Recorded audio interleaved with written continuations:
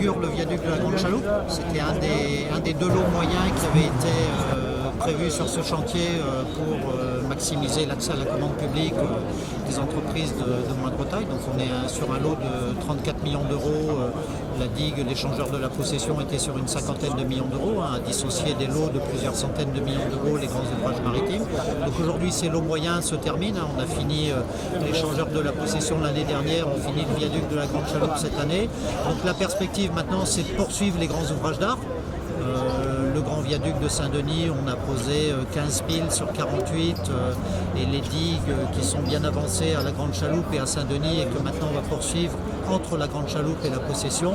Et ensuite, la deuxième vague d'appels d'offres qui va arriver, ce sont les travaux de raccordement à Saint-Denis. On va bientôt lancer l'appel d'offres, les marchés de travaux de chaussée, les marchés de travaux d'équipement. Donc le projet se poursuit à un bon rythme maintenant et donc on va de nouveau voir des lots routiers plus classiques de travaux d'équipement des ouvrages maritimes qui ont été construits. C'est un excellent levier sur la commande publique. Nous sommes, la région mobilise depuis plusieurs années maintenant, chaque année donc entre 300 et 400 millions d'euros pour pouvoir effectivement accompagner les secteurs du BTP. Et l'impact de la nouvelle route du littoral pour les entreprises, grandes, petites ou moyennes, pour l'emploi est évidemment considérable.